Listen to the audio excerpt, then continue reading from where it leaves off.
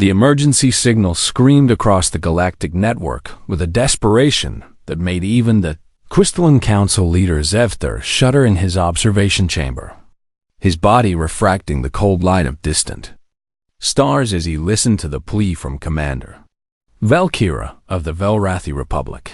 This is Commander Valkyra of the Velrathi Defense Fleet broadcasting on all emergency channels. Her voice crackled through the translation matrix, fear bleeding through despite the digital conversion. Our world is surrounded, our orbital stations are burning, and our children are hiding in underground shelters while the Corinthian Dominion bombards our cities from above. The council chamber fell silent as species from across the galaxy absorbed the weight of her words. Hundreds of representatives from peaceful civilizations, who had not seen true war in centuries, stood frozen in their designated area. Zevthor turned to his military advisors with a question that everyone already knew the answer to.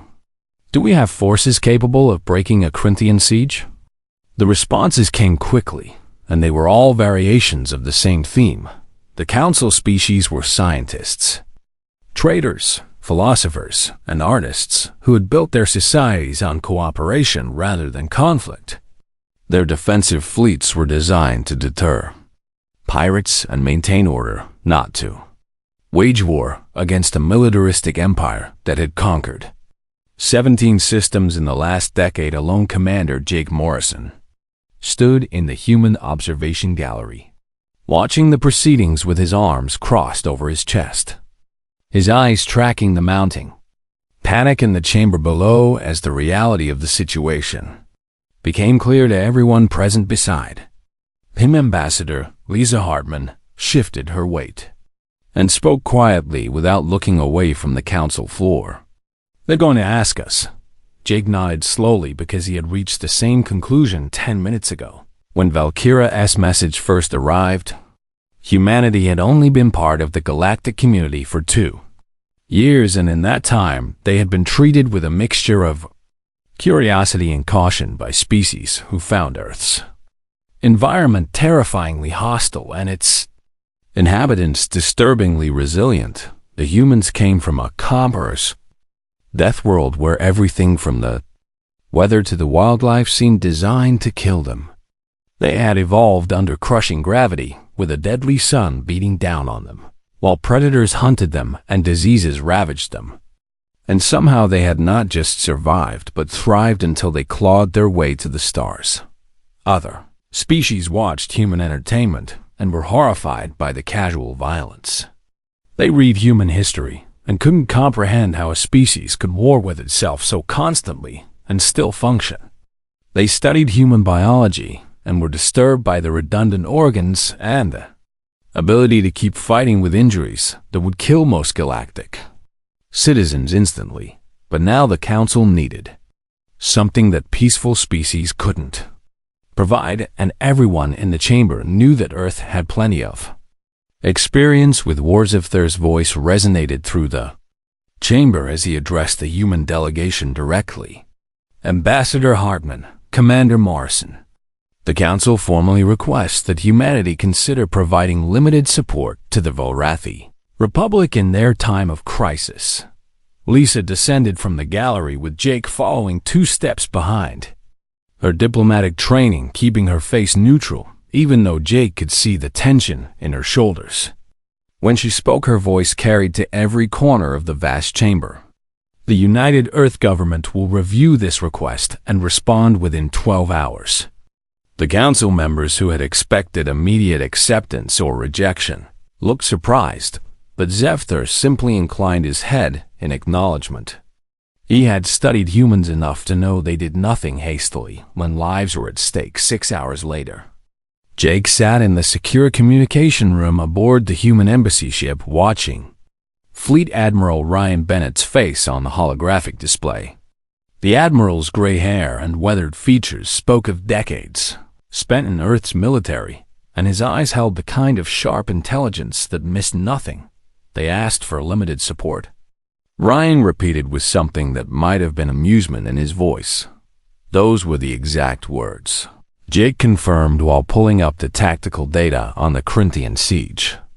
But sir, I've been watching the situation develop, and limited support won't be enough. The Corinthians have 27 warships in a blockade formation, and they're systematically destroying Velrathi infrastructure from orbit. Ryan studied the data for several long moments before speaking. The council species don't really understand what they're asking for, do they? Lisa leaned into the frame from where she had been reviewing diplomatic protocols. Most of them have never seen human military doctrine in action. They think we'll send a few ships to reinforce the Velrathi defenses and help negotiate a ceasefire. A ceasefire. Ryan said the word like it tasted bitter. With an empire that's already killed millions and shows no sign of stopping, Jake knew what was coming before. Ryan said it because he had served under the Admiral long enough to recognize that particular tone of voice. It was the same tone Ryan used when he decided that half measures would only make a bad situation worse. Tell the council we accept their request, Ryan said while already pulling up fleet deployment rosters on his side of the connection. Inform them that the 3rd Expeditionary Fleet will arrive at the Velrathi system within 72 hours. The entire 3rd Fleet, sir? Jake couldn't keep the surprise out of his voice, because that wasn't limited support by any definition. Ryan's expression hardened into something that reminded Jake why other species found humans unsettling. They asked for help, Commander. Earth doesn't do anything halfway, and when we make a commitment, we see it through to the end. The connection terminated, and Lisa turned to Jake with worry evident in her eyes. The council is going to be shocked when they see what we're sending. Let them be shocked, Jake replied while already composing the official response. The Velrathi need actual help, not symbolic gestures, and the Corinthians need to learn that there are consequences for attacking peaceful worlds. When the human response reached the council chamber 12 hours after the initial request, Zephyr read it aloud to the assembled representatives. The United Earth Government accepts the Council's request and will deploy appropriate forces to assist the Velrathi Republic. Estimated arrival in 72 hours. Appropriate forces seemed like diplomatic language, and most council members relaxed slightly. Perhaps the Deathworlders would send a small flotilla, and the crisis would be resolved through negotiation only. Zephyr noticed that the human delegation had not specified what they considered appropriate, and he felt a tremor of uncertainty run through his crystalline structure, because he had studied humanity long enough to know that they viewed threats very differently than other species. Titan. Earth, the 3rd Expeditionary Fleet, was already mobilizing. 5 destroyers bristling with weapons and armor thick enough to withstand impacts that would shred normal ships. 2 carriers loaded with fighter craft that moved at speeds most species considered recklessly dangerous. And support vessels carrying enough ammunition and supplies for an extended campaign. Admiral Ryan Bennett stood on the bridge of his flagship, watching the controlled chaos of departure preparations while his crew moved with practiced efficiency around him. Beside him, Captain Kate Sullivan reviewed the tactical briefings on Corinthian capabilities and ship designs. They're going to outnumber us, sir, Kate observed without any fear in her voice, just professional assessment. Ryan allowed himself a slight smile. They're going to wish they had brought more ships. 72 hours later, when the human fleet dropped out of faster-than-light travel at the edge of the Velrathi system, Commander Valkyra stared at the tactical display in disbelief, because the humans hadn't sent limited support, they had brought a storm. The human fleet emerged from the shimmer of faster-than-light transition like predators stepping into a hunting ground. Their hulls dark and angular, where most galactic vessels curved and gleamed. Their formation tight and purposeful in a way that spoke of countless drills and centuries of military tradition. Admiral Ryan Bennett stood on the bridge of the carrier, valiant, watching the tactical display update as sensors mapped every ship and weapon platform in the Velrathi system. Beside him, Captain Kate Sullivan called out readings while the crew worked with machine-like efficiency. 27 Corinthian warships confirmed in blockade formation, Kate reported while highlighting enemy positions on the holographic map. 16 are bombardment cruisers currently firing on Velrathi population centers. 8 are destroyer-class ships maintaining the orbital blockade. And 3 are command vessels coordinating the siege from high anchor positions. Ryan studied the display with the calm focus of someone who had seen worse situations and found solutions. Status of Velrathi defenses? Minimal and failing, sir. Lieutenant Danny Price answered from his tactical station, his fingers dancing across the controls as he processed incoming data. Their orbital platforms are down to 30% functionality, and their remaining fleet consists of 12 lightly armed patrol ships that are outmatched by anything the Corinthians have. On the planet below, Commander Valkyra watched her screens in the underground command center that had become her home for the past 3 weeks. Her people were dying by the thousands as Corinthian plasma weapons turned cities into glass, and her defensive fleet could do nothing but watch helplessly from positions they couldn't abandon without leaving civilians exposed. Then her sensors detected the new arrivals, and her breath caught in her throat because the human fleet was far larger than anything the Council had promised. "Get me a communication channel to the human, Commander," she ordered while trying to process what she was seeing. And someone explained to me why they brought enough ships to fight a war. The face that appeared on her screen belonged to Admiral Ryan Bennett, and Valkyra found herself studying the human's features with fascination. His species looked remarkably similar to her own, despite evolving on different worlds. But there was something in his eyes that spoke of hotter experiences than she could imagine. "Commander Valkyra." Ryan's voice came through clear despite the translation lag. "Admiral Ryan Bennett of the United Earth Fleet. We received your distress call, and we're here to help. Admiral, the Council requested limited support," Valkyra said carefully, because she didn't want to seem ungrateful, but she also needed to understand what was happening. "Your fleet appears to be a full military deployment." Ryan's expression didn't change, but something that might have been amusement flickered in his eyes. "Commander, when humanity commits to helping someone, we don't believe in half measures. You asked for help, and we brought what we considered appropriate to resolve the situation." Across the system in the Corinthian command vessel, Drakethor watched the human arrival with contempt. His species had conquered 17 systems through superior firepower and ruthless tactics, and he saw no reason to fear newcomers from a world that the Council barely acknowledged. Analysis, he demanded from his tactical officer while studying the primitive-looking human ships. "Unknown configuration, Admiral." The officer replied with uncertainty in his voice. "Their ships appear heavily armored, but we detect no standard energy shield signatures. Weapons are primarily kinetic-based rather than plasma or particle beams." Drakethor made a dismissive gesture with one clawed hand. "Kinetic weapons are outdated technology. Inform the fleet to continue bombardment operations and prepare to eliminate the human ships if they interfere." On the valiant Ryan received a Corinthian response to his hail, and it was exactly what he expected. A demand that human forces withdraw immediately or face destruction. Cape looked at him with a question in her eyes. "Order, sir?" "All ships to battle stations," Ryan said calmly, while the bridge crew responded with practice speed. "Deploy fighter squadrons and prepare to engage. Rules of engagement are weapons free on all hostile vessels." The transformation that came over the human fleet would have been invisible to most observers, but Valkyra watched with growing amazement as the ships that had seemed merely functional revealed their true nature. Hatches opened along the carrier hulls, and fighter craft streamed out in precise formations, moving at speeds that made her tactical computer flash warning alerts. Flight Commander Sam Torres led the first squadron away from the Valiant with his hands steady on the controls, and his attention split between his instrument panel and the space ahead.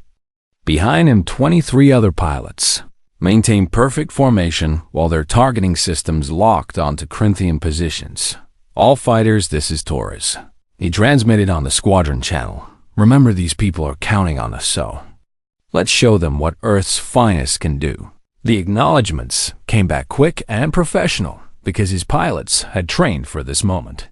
Even if they had never expected to face it so far from home, Captain Kate Sullivan commanded the destroyer Iron Tempest, and she watched the tactical plot with satisfaction as her ship and its sister vessels moved into attack positions. The Corinthians were maintaining a loose formation because they had never faced an opponent willing to challenge them directly. Bring us to optimal firing range, she ordered while her crew executed the maneuver with the kind of precision that only came from endless drills. Weapons free on my mark. Lieutenant Danny Price had transferred to the Iron Tempest specifically because he wanted to serve under Kate's command, and now he understood why she had such a fierce reputation. She positioned the ship with absolute confidence while calling out orders that anticipated enemy responses before they happened. The Corinthian fleet finally seemed to notice that the humans were not withdrawing, and Draketer watched with disbelief as the primitive-looking ships accelerated toward his formation. All vessels engaged the human fleet and teach these newcomers their place. Corinthian plasma weapons opened fire, sending brilliant streams of superheated matter across the void toward human ships that should have been easy targets. Then something happened that made Draketer, as tactical officer, cry out in alarm. The human point defense systems opened up with a volume of fire that seemed impossible from ships that size. Thousands of small caliber rounds filled the space between the fleets, creating a wall of metal that intercepted the plasma bolts and detonated them before they could reach their targets. Impossible, Draketer whispered while watching his weapons fail against defenses that operated at reaction speeds no biological crew should possess. On the valiant Ryan watched the opening exchange with grim satisfaction. The Corinthians rely on energy weapons that our armor can ablate and our point defense can intercept. They're not prepared for kinetic weapons that don't give warning before impact. He turned to his communications officer. Send to all ships. Commence assault pattern Delta and target their bombardment vessels first. The human destroyers opened fire, and the Corinthians learned what a storm of steel truly meant. Railguns accelerated solid projectiles to fractional light speed, sending them across the void faster than sensors could track. The rounds hit Corinthian shields designed to deflect energy weapons and punch straight through them before ripping into hull plating. Draketer's flagship shuddered as a railgun round tore through the portside weapons array, and he finally understood that he had made a terrible mistake. All ships fall back to defensive formation, and his orders cut off as 3 more impacts struck his vessel in rapid succession because human targeting computers didn't miss and human weapons didn't stop firing until the threat was eliminated. Sergeant Beth Crawford stood in the assault bay of the Valiant, surrounded by her Marine platoon while they performed final checks on their equipment. The word had just come down that they would be boarding a Corinthian command ship, and everyone was ready. Listen up, she called out while her Marines turned to face her. We're going into their house uninvited, which means they're going to be unhappy about it. Stay tight, watch your corners, and remember that we're here to end this siege. The Marines responded with determined nods because they trusted Beth to bring them through whatever waited on that Corinthian ship. Valkyra watched the battle unfold on her tactical display, and she felt something she hadn't experienced in weeks: hope. The human ships moved with purpose and coordination that spoke of a military tradition refined over centuries of conflict. Their weapons struck with devastating accuracy, and their pilots flew with a skill that seemed superhuman. Get me the human admiral again, she ordered while watching another Corinthian bombardment cruiser go dark after human fire crippled its power systems. When Ryan's face appeared on her screen, Valkyra asked the question that burned in her mind. Admiral, what are you? Ryan understood. what she was really asking, because he had seen that look before on the faces of species who had never witnessed human warfare. We're soldiers, Commander. We come from a world that tried to kill us every day for millions of years, and we learned to fight back. The first Corinthian ships began to retreat from the Volrathi system, and Ryan watched them go with cold eyes because running wouldn't save them. Earth had sent a fleet, and that fleet would complete its. The Corinthian Admiral Drakethor had conquered systems through overwhelming firepower and ruthless tactics, but nothing in his military career had prepared him for fighting humans. His fleet outnumbered them nearly 3-1, yet his ships were dying, while the Deathworlders pressed their attack with mechanical precision. Redirect all power to forward shields, he commanded, while his flagship shuddered under another railgun impact. Concentrate fire on their lead destroyer and bring it down. 6 Corinthian cruisers turned their weapons on the Iron Tempest, and Captain Kate Sullivan watched the incoming fire with calm focus while her crew worked around her. Plasma bolts streaked across the void, painting the darkness with deadly light. Brace for impact, she called out while gripping her command chair. I'll take us through their formation, and weapons keep firing. Lieutenant Danny Price had never felt fear quite like this moment when death approached at the speed of superheated plasma, but he trusted Kate's judgment. Targeting solutions locked on 3 enemy vessels, Captain. The plasma bolts hit the Iron Tempest's armored hull, and the ship rang like a massive bell as the energy dissipated across ablative plating designed to withstand punishment that would vaporize most galactic vessels. Alarms shrieked and damage reports flooded in, but the destroyer kept moving forward. Return fire, Kate ordered, and the Iron Tempest's railguns spoke with thunder that could be felt through the deck plates. The solid projectiles crossed the distance in heartbeats, and 3 Corinthian cruisers learned that their shields were useless against kinetic weapons moving at fractional light speed. The rounds punched through energy barriers like they weren't there, and ripped into hull metal with devastating effect.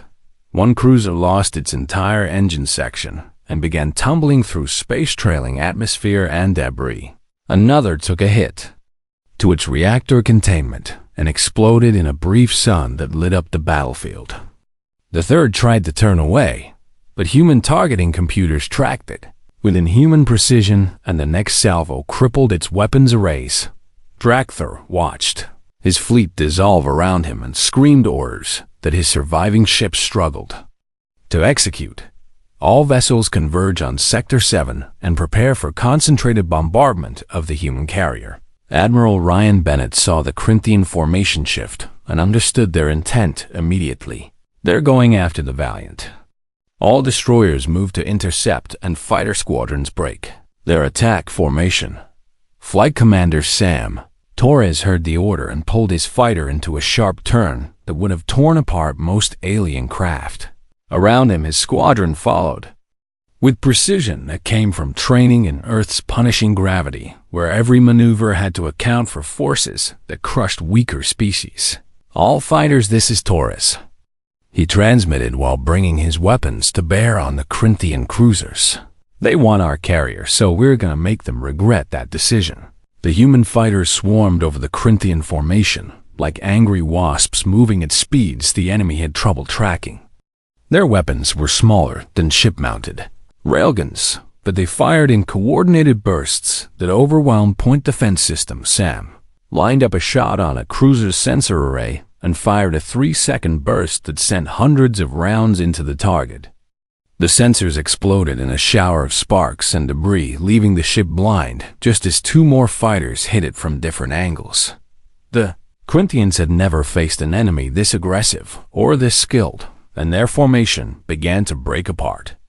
As ships tried to defend themselves from attacks coming from every direction, on the valiant Sergeant Beth Crawford and her Marine platoon stood ready in the assault shuttle while the pilot brought them toward their target, a Corinthian command ship that intelligence said held important tactical data.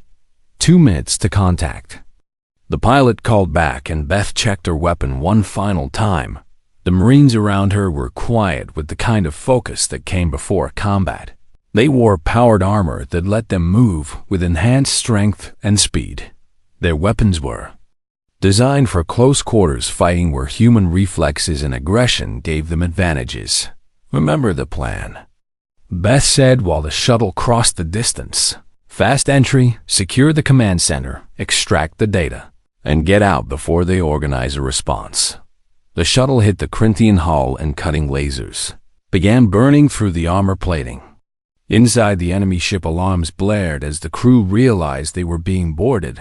Beth went through the breach first with her weapon up and her armor sensors scanning for threats. The Corinthian corridor stretched ahead of her, lit by emergency lighting that painted everything in harsh red. Movement at the far end resolved into enemy soldiers raising their weapons. "Contact front," she called out while squeezing the trigger and sending a burst of fire down the corridor.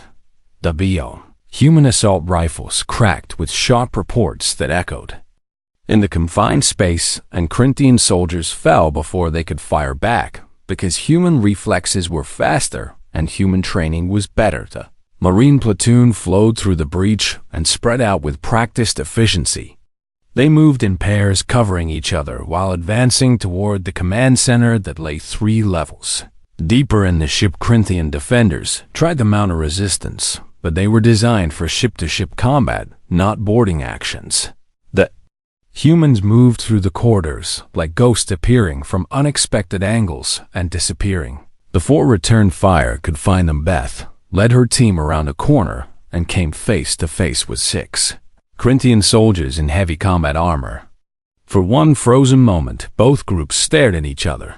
Then training took over and the corridor erupted in violence. Human weapons fired in controlled bursts while the Marines moved with a coordination that looked choreographed. One soldier went low while his partner went high.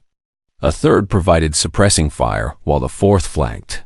They had drilled these movements 10,000 times until they became instinct. Corinthians fell back under the assault because their tactics relied on firepower and armor, but the humans used speed and precision.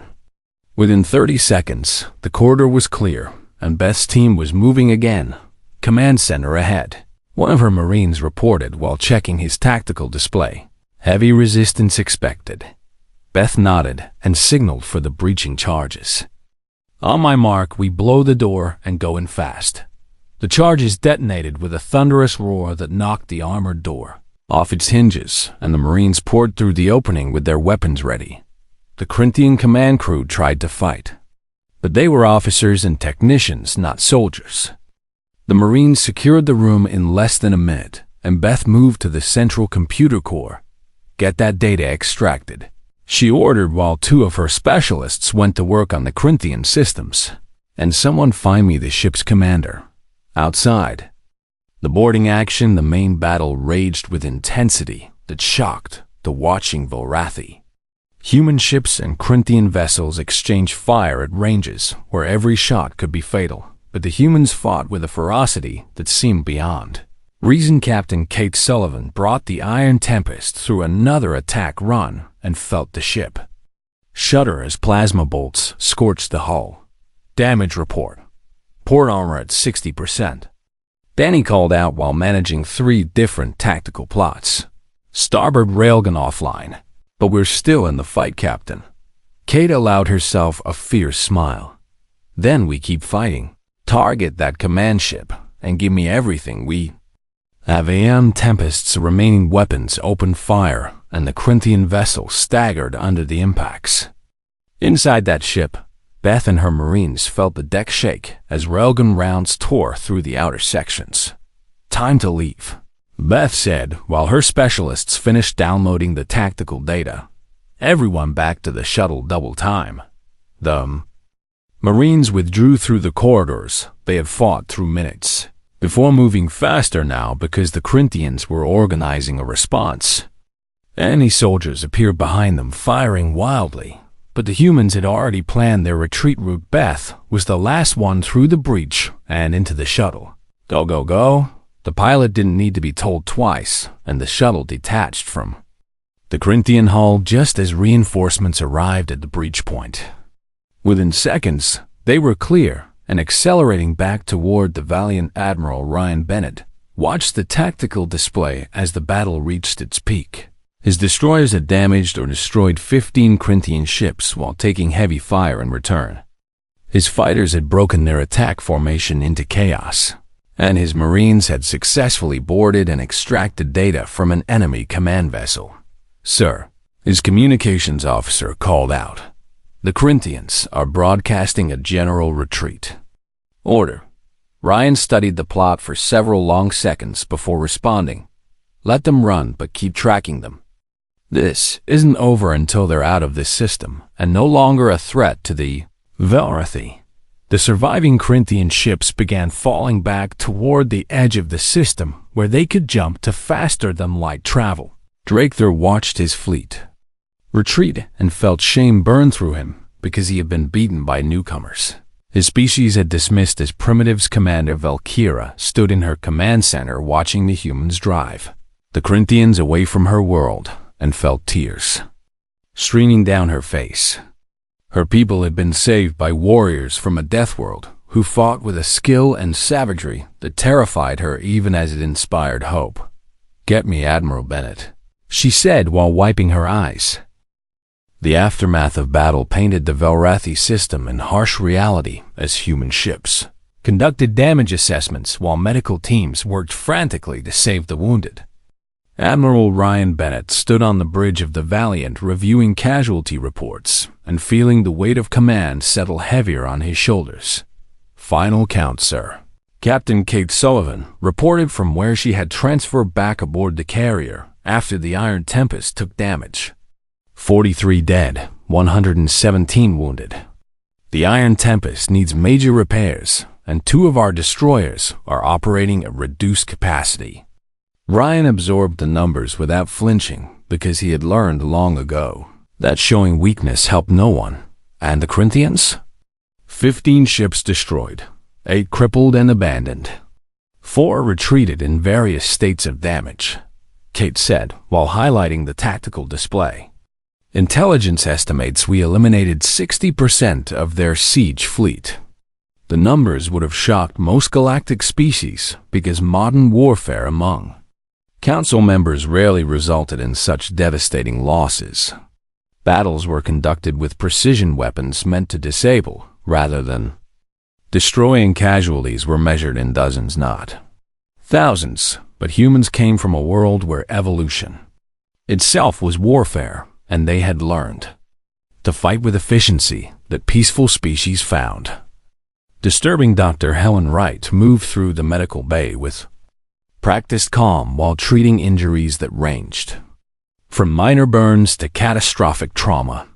Around her, nurses and technicians worked alongside Velrathi medical staff who had come aboard to help. "This one needs immediate surgery," she called out, while examining a Marine who had taken shrapnel during the boarding action. "Get him prepped, and someone find me more plasma for transfusion."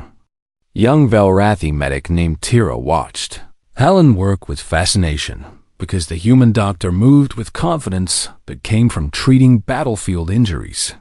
Her hands were steady as she assessed wounds and made rapid decisions about priority care. "How do you stay calm?" Tira asked while helping prepare the surgical suite. Helen paused for just a moment and met the younger alien's eyes.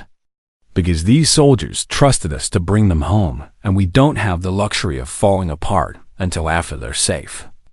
On the planet below, Commander Valkyra walked through what remained of her capital city, seeing destruction that would take years to rebuild.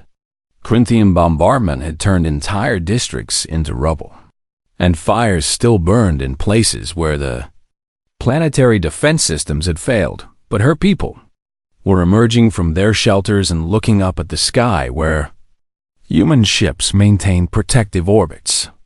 Children who had been hiding in darkness for weeks now stood in sunlight watching the strange vessels. From the death world, Valera's communicator chimed, and she answered to find Admiral Bennett, requesting permission to send relief, supplies, and medical teams to the surface. "Admiral, you have already given us so much. she protested. While trying to comprehend why the humans would do more when they're for to more, while their contract was simply to break the siege. Ryan's expression showed patience mixed with something that might have been amusement. Commander, my people don't believe in doing jobs halfway. You need help, and we have resources to provide it. Within hours, human shuttles began landing in designated areas, bringing medical supplies, food, water purification equipment, and construction materials. Sergeant Beth Crawford supervised one landing zone while her Marines helped distribute supplies. A group of Velrathi children approached cautiously because they had heard stories about the fierce warriors who had driven away the Corinthians, but Beth was kneeling down to talk with them at eye level. It's okay, she said gently while offering a ration pack to a small child who looked like he hadn't eaten properly in days. We're here to help now. The child took the food with trembling hands, and Beth felt her heart break a little because she had seen too many children affected by war. Around her, the other Marines were showing similar gentleness with civilians despite being trained killers who had fought through a Corinthian command ship hours earlier. Tira, the Velrathi medic, watched this scene from where she was helping set up a medical tent and turned to Dr. Helen with confusion in her voice. I don't understand. Your soldiers fight with such violence, but now they show such kindness. Helen followed Tira's gaze to where Beth was helping organize food distribution for families. That's exactly why we fight. We use violence to protect those who can't protect themselves. In orbit aboard the Valiant, a different kind of reckoning was taking place as Council observer Mrintok reviewed combat footage and tried to reconcile what he had witnessed with his understanding of galactic civilization. The species gathered under the Council banner had built their society on principles of peace and cooperation because they believed that advanced civilizations move beyond primitive violence. Then humans had arrived from their death world and proven that sometimes violence was the only answer to those who refused. Peace. Mrintok watched footage of human Marines boarding the Corinthian ship and felt something like horror at the efficiency with which they killed.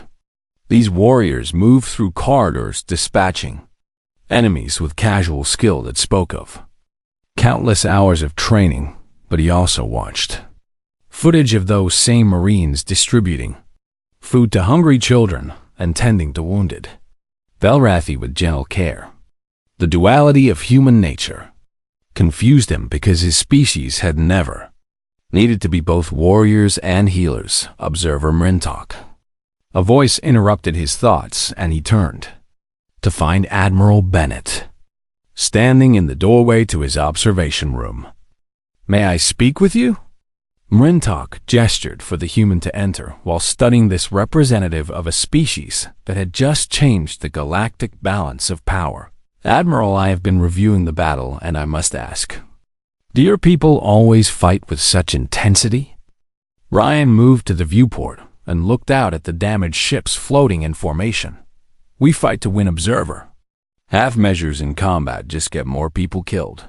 But the violence, Mrintok said while trying to find words for his concern. Your weapons are designed to destroy, not disable.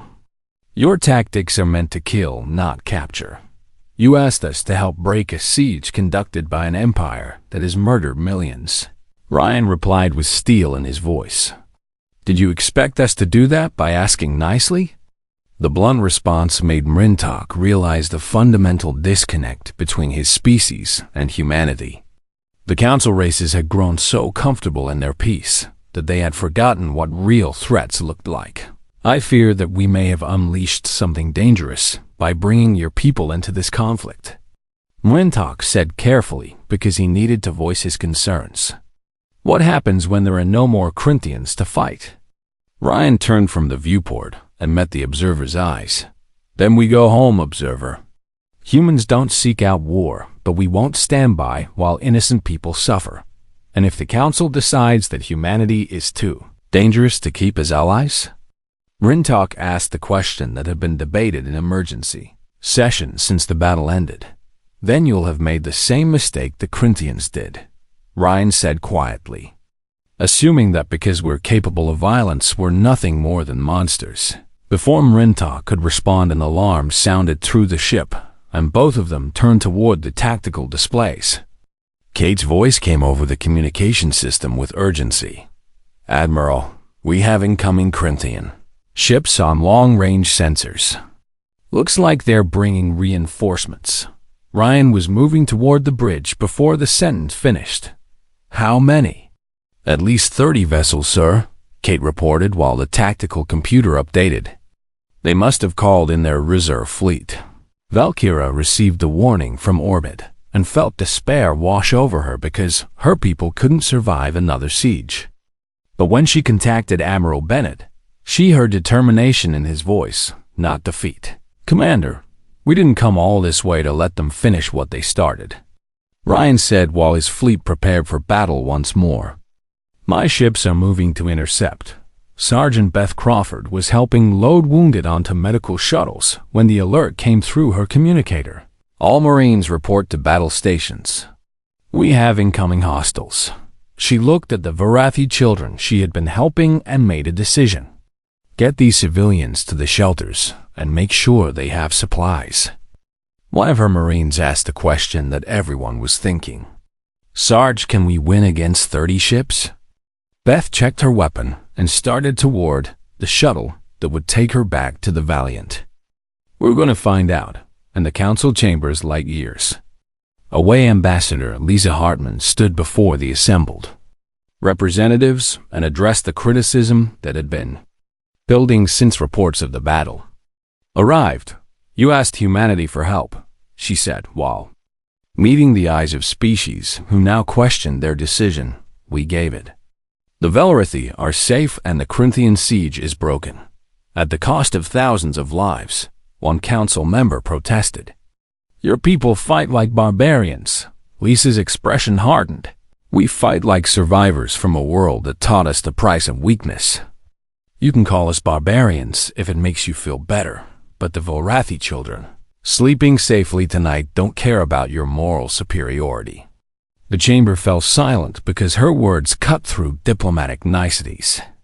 To expose an uncomfortable truth, the council had needed. Warriors and humanity had answered that need on the Valiant.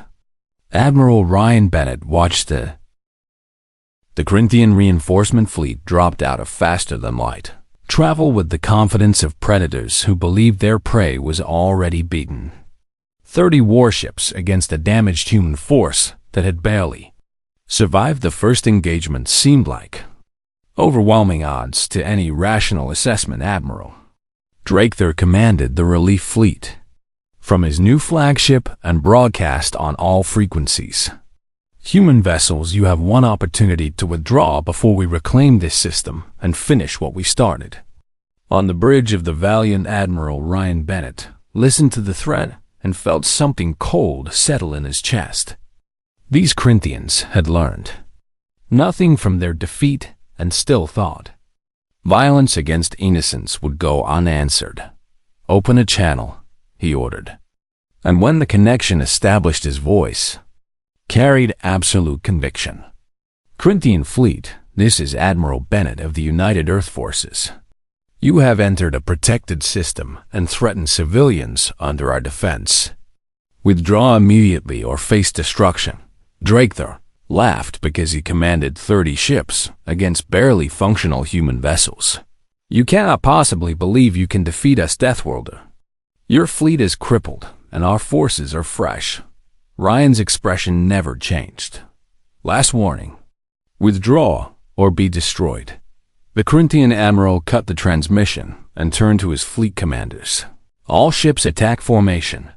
Eliminate the human vessels and then resume bombardment of the planet. Captain Kate Sullivan stood at tactical on the Valiant, running calculations that didn't look promising. Sir, we're outnumbered and outgunned. The Iron Tempest is barely mobile, and 2 destroyers are operating at half capacity. Then we make every shot count. Ryan replied while studying the tactical display. Deploy all fighters and prepare for close engagement. We're going to show them that humans don't quit just because the odds are bad. Lieutenant Danny Price had transferred to the Valiant when the Iron Tempest proved too damaged for combat operations, and now he worked the tactical computer with fierce concentration. Sir, if we can draw them into a tight formation, our fighters can exploit their blind spots. Ryan nodded because the young officer understood human tactical doctrine. Make it happen. Flight Commander Sam Torres launched from the Valiant, leading every functional fighter the human fleet could field. His squadron was tired and running low on ammunition, but they had a job to finish. All pilots, this is Torres. He transmitted while accelerating toward the Corinthian formation. They think we're beaten, so let's educate them about human stubbornness. The fighters hit the Corinthian fleet like a swarm of hornets attacking a bear. Individually, they were outmatched, but together and moving at speeds that strained the limits of their craft. They created chaos. Sam lined up a shot on a cruiser's sensor array and fired his remaining missiles. The warheads detonated against Corinthian shields, but the explosions provided cover for 3 other fighters to slip through and strafe the hull with cannon fire. On the planet below, Commander Valkyra watched the battle develop and felt her hope dying because even she could see the humans were outmatched. Then something unexpected happened as Vorathi civilians began gathering in the streets. What are they doing? She asked her staff while watching thousands of her people emerge from their shelters. One of her officers reported with wonder in his voice. Commander, they're transmitting messages to the human fleet, thanking them and offering support. Valkyra accessed the transmission logs and read messages from Vorathi, families telling the human warriors that they were praying for them, from children who wanted to help the brave soldiers from Earth, from parents who said the humans had given them back their future. She opened a channel to the Valiant, knowing her words would reach. Admiral Bennett, Admiral, my people want you to know that whether you win or lose today, you have already saved us. You gave us hope when we had none, and we will never forget. Ryan heard the transmission and felt something shift in his chest because he had been focused on tactics and strategy, but Valkyra's words reminded him why they were fighting. All human vessels, he broadcast to his fleet. We came here to protect people who couldn't protect themselves, and that mission hasn't changed. These Corinthians think they can intimidate us with numbers, but they don't understand that humanity doesn't measure strength in ships alone. The human fleet moved forward despite the odds, and the Corinthians opened fire with overwhelming barrages meant to crush resistance through pure firepower. The Iron Tempest took the first hits, despite its damaged state, because Captain Kate Sullivan positioned a crippled destroyer between the Corinthian weapons and the more functional human ships. All hands brace for impact, she called out while the ship shuddered under plasma bombardment. And someone get me firing solutions on anything that looks important.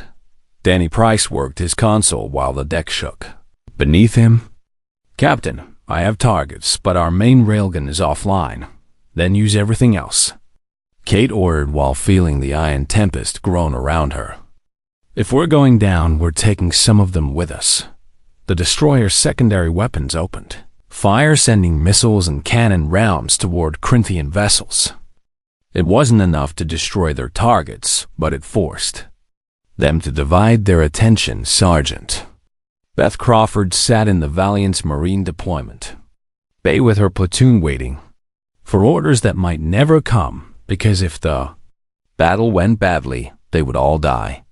Before seeing combat, one of her Marines asked the question everyone was thinking. Sarge, what happens if we lose? Beth looked at her soldiers and saw fear mixed with determination. Then we make them pay for every meter of this ship, and we go down fighting like humans do. But Admiral Ryan Bennett had no intention of going down at all. He watched the tactical display and saw an opportunity in the Corinthian formation that was tight and designed for concentrated firepower. All ships converge. On Sector 4, and prepare for ramming speed, he ordered while his bridge crew stared at him in shock. Kate's voice came over the communication channel with disbelief. Sir, did you say ramming speed? You heard correctly, Captain, Ryan confirmed while directing the Valiant toward the center of the Corinthian formation. We're going to punch through their line and scatter their fleet. The human ships accelerated toward the enemy formation with their armor reinforced forward and their crews bracing for impact. It was a tactic from ancient naval warfare, adapted for space combat, and it was completely insane. Drakther watched the humans charge and couldn't believe what he was seeing. They're going to ram us? Are these Deathworlders completely mad?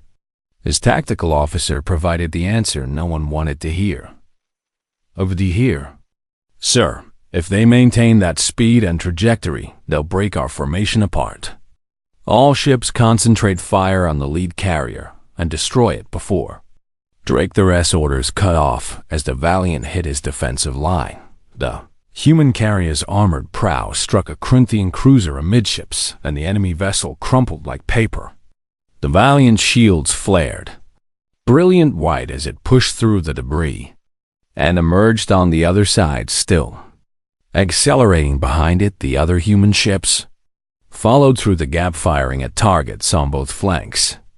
The Corinthian formation that had seemed so overwhelming moments before dissolved into chaos as ships tried to reorient. Sam Torres saw the opening and led his fighters through the gap. All squadrons exploit the breach and hit them from behind. The human fighters swarmed through the broken formation, attacking Corinthian vessels from unexpected angles, while the ships couldn't coordinate their defense on the iron. Tempest Kate Sullivan watched her tactical display light up with opportunities. Danny, give me firing solutions on everything within range. Already done, Captain, he replied while highlighting 6 Corinthian vessels that had exposed themselves. Weapons ready on your command. Fire everything. Kate ordered and felt satisfaction as the iron Tempest's remaining weapons spoke. One last time, the battle that should have been a Corinthian victory turned into a rout as human forces exploited the chaos they had created. Drakther watched his fleet break apart and finally understood that these Deathworlders fought with a ferocity his species couldn't match. All vessels, retreat, he ordered while already plotting his escape. Fall back to his flagship? Shuddered as Sergeant Beth Crawford and her Marine platoon breached the hull because Ryan had ordered boarding teams deployed when the formation broke. Beth led her Marines through Corinthian corridors one final time, and when they reached the bridge, she found Drakther surrounded by his staff. Surrender your vessel, she said while her weapon pointed at the Corinthian admiral, or we take it by force. Drakther looked at the human warrior in her powered armor and saw determination that left no room for negotiation. I surrender. The Corinthian fleet fled the system in disorder, leaving behind damaged ships and broken pride. Admiral Ryan Bennett stood on the Valiant's bridge watching them retreat and felt exhaustion wash over him. Sir, we did it, Kate said with wonder in her voice. 30 ships and we drove them off. Ryan nodded slowly. We did what needed to be done, Captain, on the planet below. Valkyra watched the Corinthians retreat and felt tears of relief streaming down her face. Her people emerged from their shelters and looked up at the human ships that had saved them twice. She opened a channel to Admiral Bennett. Admiral, how can we ever thank you? Ryan's face appeared on her screen, and Valkyra saw exhaustion and sadness mixed with satisfaction.